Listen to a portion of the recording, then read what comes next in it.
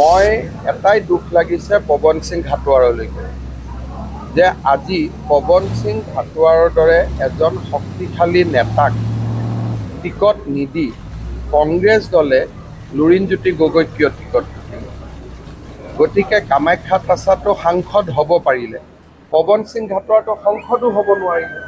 গতিকে আজিৰ দিনটোত মই পৱন সিং ঘাটোৱাৰক এজন চাহ শ্ৰমিকৰ ইমান শক্তিশালী নেতা এজনক, যি অসম চাহ শ্ৰমিক সংঘৰ সভাপতি, তেওঁক কংগ্ৰেছ দলে কিয় অপমান কৰিলে সেই বিষয়ে মই সাংবাদিকসকলক অনুৰোধ কৰিম কেতিয়াবা কংগ্ৰেছ দলৰ নেতাসকলক লগ পালে সুধিব।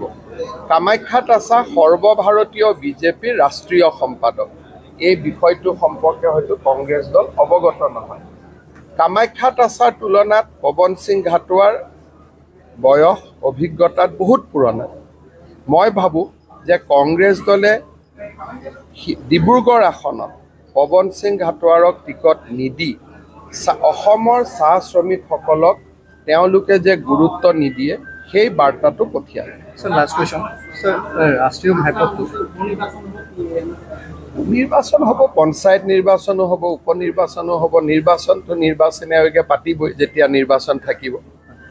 ৰাষ্ট্ৰীয় ঘাইপথৰ যিটো অৱস্থা, আজি আপুনি অহাৰ বাবে কালি নিশাৰে পৰা NHRCL খুব তৎপৰ, কিন্তু খুব বিপদজনক। তেওঁলোকে মোক জনোৱা মতে, আৰু মই এইটো বিষয় ৰিভিউ কৰি আছোঁ, তেওঁলোকে মোক কৈছে ছাৰ এই বছৰত আমি নেশ্যনেল হাইৱেটো সম্পূৰ্ণ কৰি দিম। গতিকে মই ভাবোঁ যে এই বছৰত এই নেশ্যনেল হাইৱেটো সম্পূৰ্ণ হ'ব। ডিচেম্বৰত তেওঁলোকে শেষ কৰিব পাৰিম বুলি মই এটা ধাৰণা কৰিছোঁ। এই বছৰটো দিছে যিহেতু মই ভাবোঁ এই বছৰত শেষ হৈ যাব। হ'ব।